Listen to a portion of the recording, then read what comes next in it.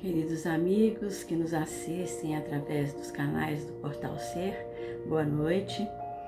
Nós vamos iniciar então o nosso estudo dessa noite, mas vamos inicialmente fazer uma prece.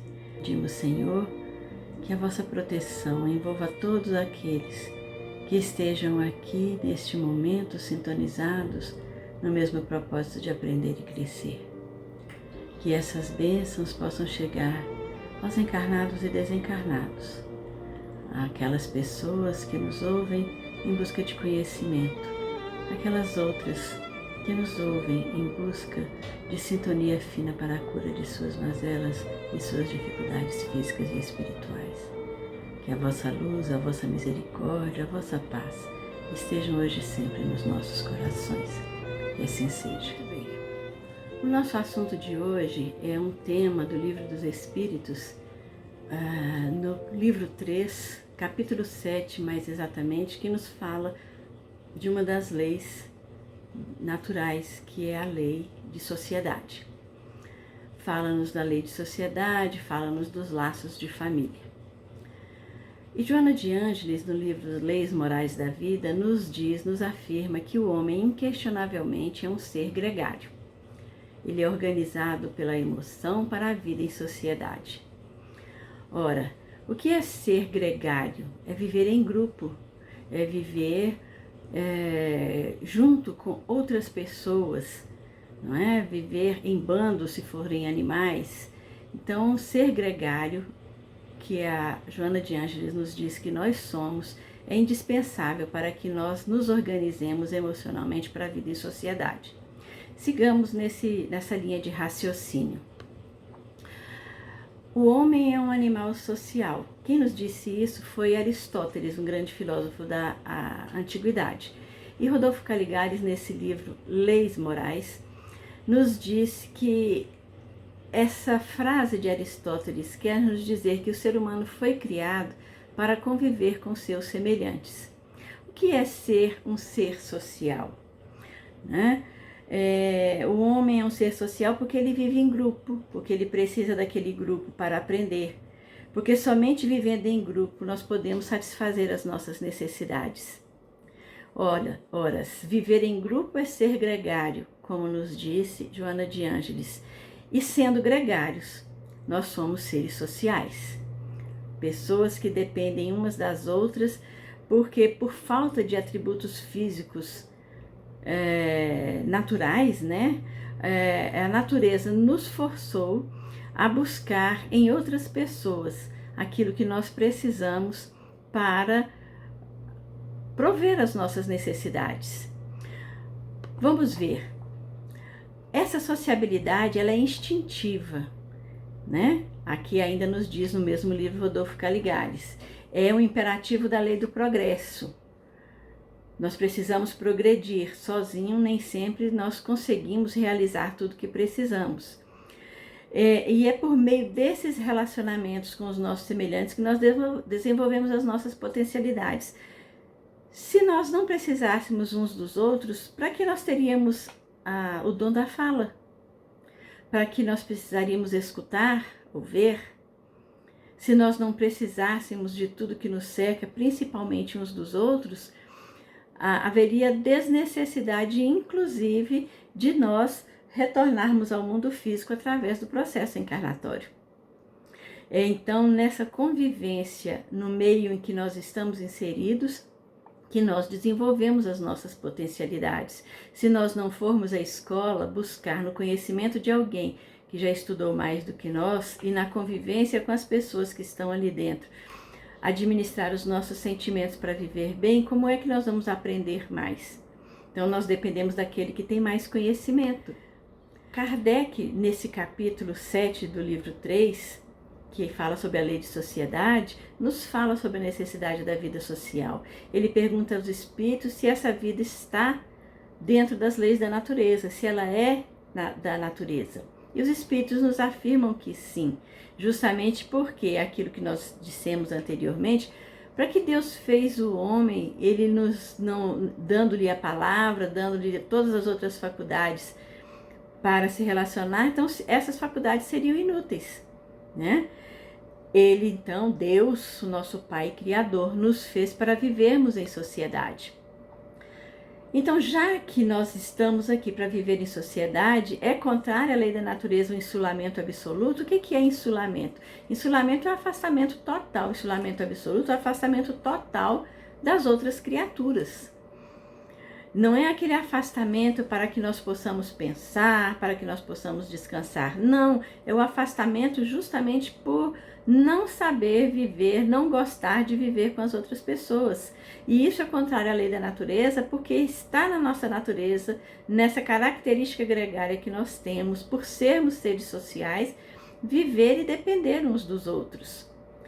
E então os espíritos nos afirmam que, sem dúvida, porque por instinto os homens buscam a sociedade e todos devem concorrer para o progresso, auxiliando-se mutuamente.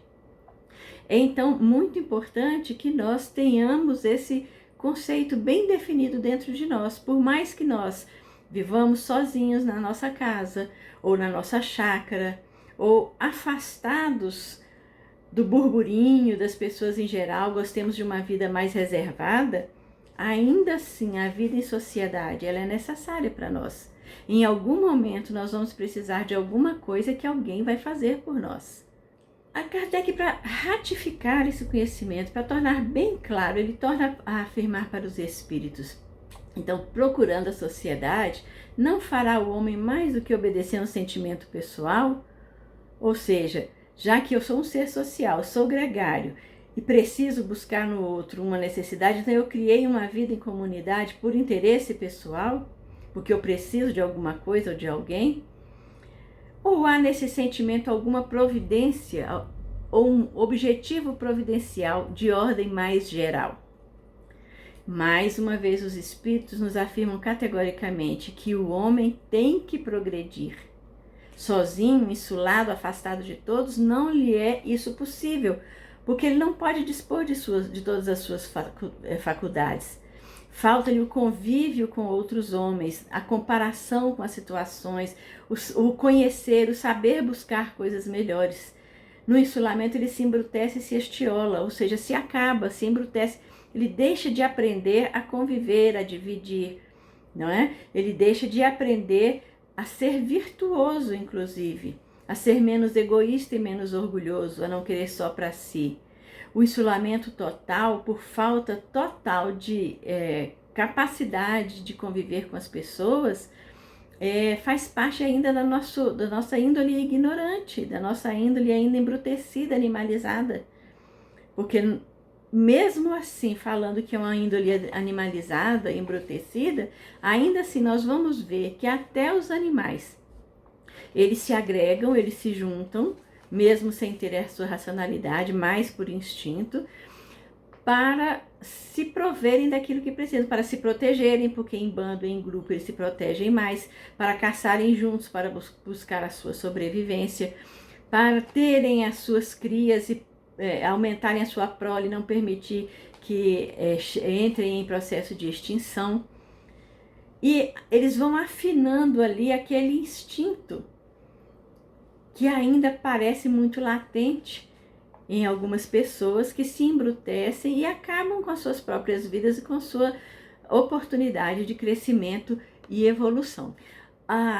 O Richard Simonetti, no livro Constituição Divina, inclusive nos diz, nos faz uma afirmação muito interessante, que a urbanização, a concentração populacional nas cidades gera uma interdependência salutar. Como que isso acontece? Porque nesse convívio humano nós não satisfazemos nenhuma necessidade, nós não desenvolvemos nenhuma atividade sem mobilizar os recursos gerados por outras pessoas. Nós usamos roupas que outras pessoas confeccionaram, nós consumimos alimentos que não produzimos, nós dispomos de móveis e objetos que são fruto do serviço de outras pessoas. Mesmo que nós vivamos sozinhos na nossa casa, que não tenhamos outros familiares junto conosco, que não tenhamos ninguém para fazer o nosso serviço doméstico, que prefiramos confeccionar as nossas roupas, os insumos que nós precisamos para fazer o nosso alimento, para limpar a nossa casa, para fazer a nossa roupa, foram produzidos por outras pessoas. Nós vamos precisar sair da nossa casa, comprar aqueles insumos, trazer para nossa casa para produzir. Então, olha aí a dependência gerada, a interdependência gerada, não é? Mas se eu quero fazer com que essa minha vida seja mais útil, eu ponho uma pessoa para trabalhar na minha casa. É uma interdependência salutar se eu posso fazer isso, porque eu estou gerando um emprego, eu estou dando àquela pessoa também a oportunidade de ter a sua dignidade. E assim, se nós formos raciocinar em cima desses conceitos, nós vamos ver a infinidade de reflexões e de conclusões que nós vamos tirar acerca da necessidade da vida em sociedade, acerca da necessidade de vivermos com as outras pessoas. E dentro deste universo que é a sociedade, onde fica a família? A família é uma unidade da sociedade? Será que ela é tão importante assim? Será que nos dias de hoje nós continuamos valorizando este instituto, ou ele está em desuso, já está desaparecendo, ou ele não é mais algo tão necessário assim para a nossa sobrevivência? Nós temos hoje no nosso estudo 2 aspectos para avaliar. O aspecto jurídico, que é aquele das leis que regem a nossa vida em sociedade, que regem as nossas vidas aqui enquanto encarnados.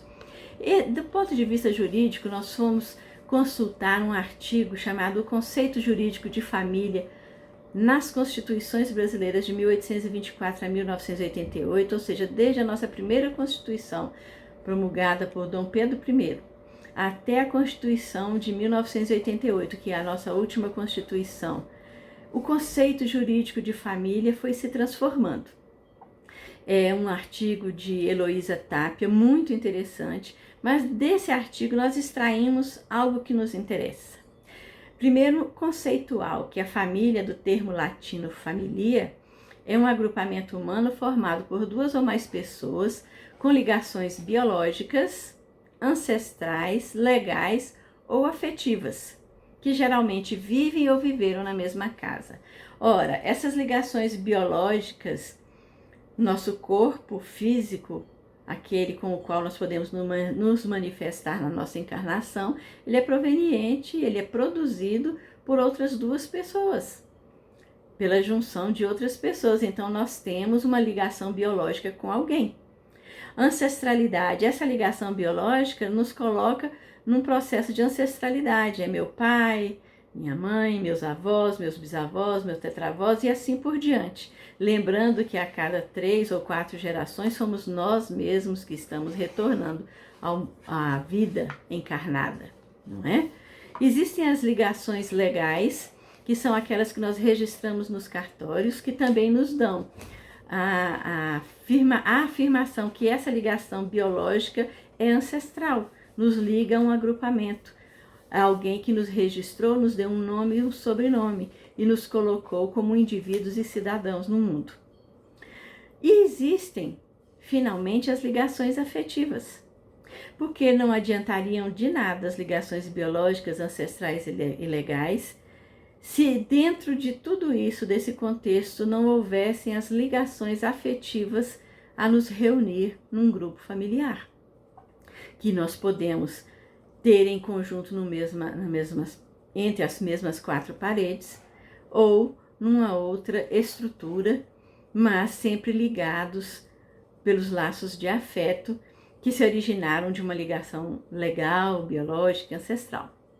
E essa família pode ser formada por pessoas solteiras, por casais heterossexuais, por casais homossexuais, entre outras constituições presentes em diferentes contextos.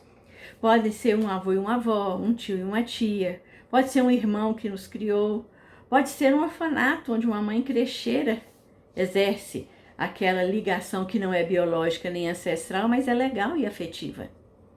Então, a família constitui uma das unidades básicas da sociedade. Sem esse pequeno grupamento que dá origem a esse grupamento maior, a sociedade como ela está estruturada, ela não existiria. Porque é a partir desse núcleo que nós nos organizamos conforme as nossas necessidades. E a família veio evoluindo, como nós vimos, né? Ela faz a avaliação lá desde a Constituição, do aspecto jurídico, desde a Constituição de 1824, que foi a nossa primeira Constituição, até a de 88, que foi a nossa última Constituição, e essa característica de família foi evoluindo. E nos dias atuais, nós fomos buscar também num livro de Nelson Rosenwald e Cristiano Chaves Faria, intitulado Teoria Geral do Direito Civil, que eles afirmam lá em determinado momento que nos dias atuais a família possui como premissas o afeto e a dignidade da criatura humana. Então a família vai além de um meio familiar constituído pelo casamento, pela herança genética, porque agora são os laços afetivos que determinam as relações entre as pessoas, as relações familiares. Olha que coisa importante. Olha que aspecto importante para que consolida todo aquele aprendizado que a doutrina espírita já nos afirma desde 1857, quando foi lançado o Livro dos Espíritos, 18 de abril de 1857, quando Kardec começou a falar, a estruturar dentro do Livro dos Espíritos todos aqueles conceitos básicos que regem as nossas vidas e que foram trazidos pelos Espíritos para o nosso esclarecimento e para a nossa evolução. Então ele já falava isso naquela época e hoje nós estamos vendo que mais do que nunca são esses laços de afetos que determinam as relações familiares. E o que é o afeto? Porque esses laços de afeto, no meu ponto de vista, podem ser bons ou podem ser menos bons, mais difíceis. E procurando o conceito de afeto, eu achei um que foi o que me falou mais profundamente ao entendimento que eu já trago sobre isso. Esse conceito diz que afeto é a disposição de alguém por alguma coisa, seja positiva ou negativa. Ou seja, é um sentimento, uma disposição. O que é disposição? É estar disponível. Alguém que está disponível para alguma coisa, seja ela positiva ou negativa. É a partir do afeto construído que se demonstram emoções ou sentimentos. E as emoções ou sentimentos podem ser menos boas, podem ser evoluidíssimas. Então, afeto, normalmente, que nós, quando falamos em afeto, nós lembramos sempre de ternura, de carinho. É uma expressão da emoção e do sentimento, mas vai muito mais além se nós refletirmos bem. E nós vamos ver aqui, estudando esses laços de afeto, que realmente essa nossa disposição por algo ou alguém, estruturando um sentimento e uma emoção, pode ser uma coisa boa, pode ser uma coisa menos boa. E se for menos boa, a nossa tendência é fazê-la evoluir. Se já for boa, é fazê-la progredir mais ainda. E à luz da doutrina espírita, como é que nós podemos estudar, então, esses laços de afeto, o conceito de família? O que significa para nós a família, dentro de tudo que nós já conhecemos e estudamos? Segundo Joana de Ângeles, no livro SOS Família, a família é a escola de aprendizagem e redenção futura. Ou seja, nós estamos num núcleo familiar para aprender e para nos redimir de alguma coisa. Olha aí, já ampliando o nosso conceito de afeto. É no livro também, Psicologia da Caridade, que a Joana de Ângeles nos diz que... Psicologia da Gratidão. Que Joana de Ângeles nos diz que a família não é apenas o agrupamento doméstico, mas a reunião de espíritos reencarnados com programa de evolução adrede estabelecido. O que significa isso? Não são só aquelas ligações genéticas ou biológicas, ancestrais, que nos colocam dentro de um agrupamento, que às vezes nos dá um orgulho desnecessário. Não é só aquela ligação legal por um registro de cartório, mas é a ligação, antes de tudo, de espíritos que têm um programa de evolução, de progresso, estabelecido anteriormente naquele processo reencarnatório. E isso é muito importante que a gente preste atenção nesse conceito, Neste capítulo, no capítulo 7, quando ele entra em laços de família, na questão 774, Kardec nos lembra uma coisa interessante. Nós somos animais também, mas animais dotados de racionalidade. Mas ao observarmos o comportamento animal em geral, né, há pessoas que, do fato de animais, ao cabo de certo tempo, abandonarem suas crias, deduzem não serem os laços de família entre os homens mais do que o resultado de costumes sociais e não efeito de uma lei da natureza. O que devemos pensar sobre isso? Os espíritos, então, eles são mais uma vez taxativos, porque ele diz que diverso dos animais é o destino do homem. Todos somos animais, mas o homem tem racionalidade, um princípio inteligente, um pensamento contínuo, uma capacidade de reflexão. Então, diferente dos animais, é o nosso destino, a nossa destinação. Há no homem, diferente dos animais, alguma coisa a mais além da necessidade física, a necessidade de progredir. Um animal, instintivamente, procura se saciar das suas necessidades, de dormir, de comer, de reproduzir, de procriar, de buscar um lugar onde o alimento seja farto, né, de se agrupar entre os seus semelhantes. Mas o homem que já raciocina não se satisfaz apenas com as necessidades físicas, ele precisa progredir, ele precisa desenvolver o seu intelecto, ele precisa crescer como criatura divina. Então, esses laços sociais são necessários para o progresso e os de família precisam ser apertados, mais ainda, para tornar os primeiros mais fortes e favorecer esse progresso, porque a primeira sociedade da qual nós fazemos parte é exatamente o núcleo familiar, e é ali que nós recebemos todos os valores, todas as necessidades de aprendizado, todos os valores que nós desenvolvemos, iniciam-se ali, naquele pequeno agrupamento social que se chama família. Não é? Eis porque os segundos, que são os laços de família, constituem uma lei da natureza.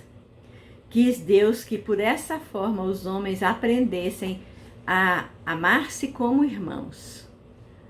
Mas há pessoas então que, conhecendo os postulados da doutrina espírita e ainda sem muito entendimento, ou por não aceitarem esses postulados, esses conhecimentos básicos, essas premissas básicas, como a da reencarnação, acreditam que essa doutrina da reencarnação, ela é destruidora dos laços de família, fazem com que esses laços sejam anteriores à vida atual, como se nós passássemos a existir só a partir do momento em que nascêssemos aqui nessa vida física, material, que nós sabemos que é uma oportunidade de crescimento e aprendizado. Então, há pessoas que acham que a reencarnação destrói esses laços, pois se hoje eu sou pai, sou filho, sou irmão, sou avô, numa próxima encarnação eu vou inverter essas situações, né? A condição que eu tinha hoje, até de autoridade sobre meu filho, vai se inverter e é ele que vai ter autoridade sobre mim. Eu não estarei ali destruindo um laço necessário para o meu crescimento e meu aprendizado? Os espíritos afirmam que essa doutrina, esse conceito de reencarnação, distende esses laços, ele não os destrói. Fundando-se o parentesco em afeições anteriores, menos precários, são os laços existentes entre os membros de uma mesma família. Olha só, fundando-se o parentesco em afeições anteriores. Desde lá o conceito jurídico, nós vimos que a família, principalmente na atualidade, é muito mais do que um nome registrado no cartório, uma herança genética, uma ancestralidade. Ela é, acima de tudo, uma relação de afeto entre aqueles membros que se reúnem sob o mesmo teto, né? E é exatamente aí que a reencarnação fortalece esses laços, porque eu estarei em várias situações vivendo todos os lados desse amor, da necessidade de amor, vivenciando esse sentimento em todas as suas nuances, em todas as suas necessidades e formas de aprender que ele nos oferece. Essa doutrina da reencarnação amplia os deveres da fraternidade, porquanto no nosso vizinho, no nosso servo, pode achar-se um espírito a quem tenhamos estado presos em alguma situação, ou por um laço de consanguinidade em outra situação, e que naquela oportunidade, naquela vida, mesmo desvinculado da consanguinidade, da ancestralidade, da ligação legal de um nome no cartório, um nome comum, existem laços que nos ligam a essas pessoas, que são laços de afeto e que precisam ser trabalhados para que o processo de aprendizado, de reparação, de reconciliação se estabeleça. E aí nós vamos buscar naquele ser que está lá fora daquele pequeno reduto, daquela pequena sociedade, aquela criatura que nós precisamos colocar novamente dentro dos nossos corações, ou que já está nos nossos corações, mas que nós precisamos trazer mais para perto, para nos ajudar a atravessar muitas vezes situações difíceis que nós vivemos. E qual não é a finalidade da encarnação? Não nos diz lá na questão 167 que é expiação, melhoramento progressivo da humanidade, porque sem isso não haveria justiça? Então, entendendo por esse lado, pela necessidade de progredirmos sucessivamente, de expiarmos, de nos melhorarmos, exercendo ou vivenciando a justiça divina, é que esses laços, né, de família, através da vivência nas reencarnações, são fortalecidos. Se nós tivéssemos apenas uma existência, ou seja, se a unicidade da existência fosse a nossa realidade, aquelas situações mal resolvidas, aqueles afetos mal vividos ou mal direcionados, permaneceriam assim, sem solução. E é exatamente através de uma nova oportunidade da reencarnação em que nós podemos consolidar essas afeições, fazendo com que aquelas que não são boas se tornem boas e aquelas que já são boas melhorem cada vez mais.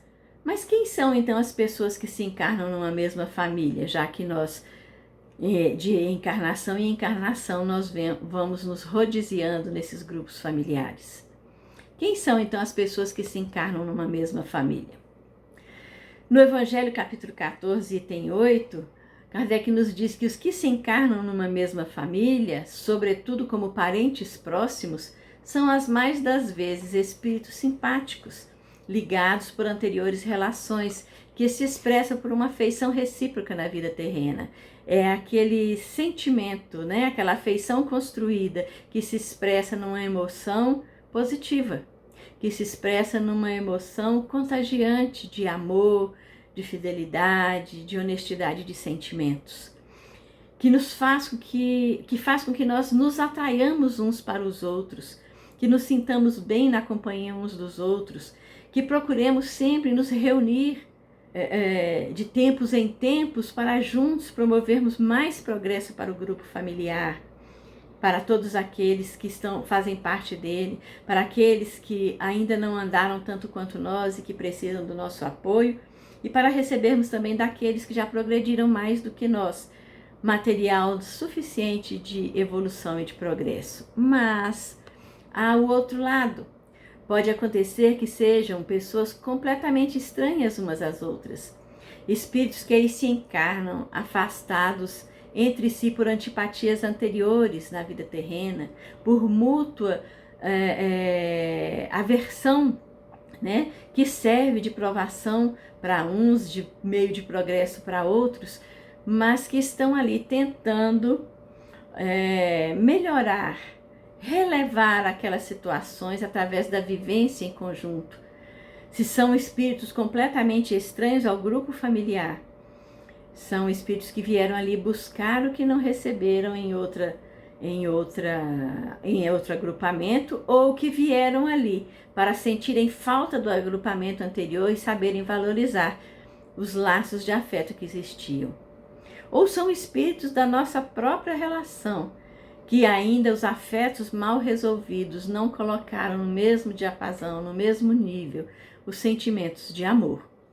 Então, nós vamos ver que são readversários que reaparecem como membros da mesma família, para receber amor. Só que essas batalhas de afinidades, né, esses desencontros de sentimentos, padecem campanhas de perseguição inconsciente, experimentando o pesado ônus da antipatia e da animosidade. Está lá em Psicologia da Gratidão, de Joana de Ângeles. E o que significa isso? Significa que aquele afeto mal resolvido com o qual eu me deparo naquele momento, com o qual eu me encontro naquela encarnação, também sente em relação a mim aquela mesma desconfiança, aquela mesma insegurança em relação aos processos de vivência anteriores. Aquela sintonia de energias mal resolvidas cria essa antipatia, essa animosidade. No dizer de Sheila, é um ponto morto. É um lugar onde nós precisamos investir tempo, paciência, tolerância, capacidade, às vezes, de muita renúncia, para que possam ser modificados a benefício do grupo familiar. É nesse difícil reduto, né, onde existem essas animosidades, que o espírito então vai se desenvolver, vai transformar os maus em bons sentimentos, exercitando a fraternidade e a gratidão por estar ali e ser acolhido, e ser recebido e ser respeitado. Ele vai dar em troca também o reconhecimento, o respeito, porque todo sentimento bom e evoluído inicia no respeito. Sem respeito nós não conseguimos amar ninguém.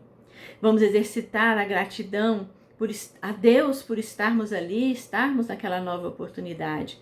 Vamos nos reencontrar com afetos, mas também com os desafetos, com os quais nós precisamos trabalhar intimamente e desenvolver aquele amor que ainda não consegue se expressar de uma forma mais positiva. E nesse processo de reencontro é que nós vamos melhorar as nossas chances de aprimoramento e evolução. Então, Deus permite que essas ocorrências existam nas famílias, nessas encarnações de espíritos antipáticos ou estranhos, muito diferentes uns dos outros, com o objetivo de servir de prova e meio de progresso. Prova para uns, meio de progresso para outros. Aqueles que já conseguem se encaixar, que já conseguem enxergar isso daí, vão se utilizar daquela situação difícil para progredir. Aqueles que ainda não conseguem, é um meio de prova para trabalhar os sentimentos, para trabalhar o orgulho, o egoísmo, a vaidade, e assim também fazer com que aquela situação se transforme num meio de progresso. Então, tendo em vista isso, e do ponto de vista espiritual, quantas espécies de família existem então? A par daquela condição social inerente ao nosso processo encarnatório. Nós estamos falando do ponto de vista espiritual.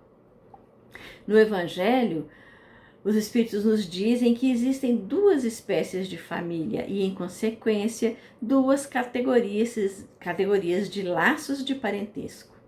São aqueles que procedem da consanguinidade, ou seja, aquelas famílias nas quais eu nasci, onde meu corpo foi formado, onde eu recebo a educação para a vida em que eu renasci.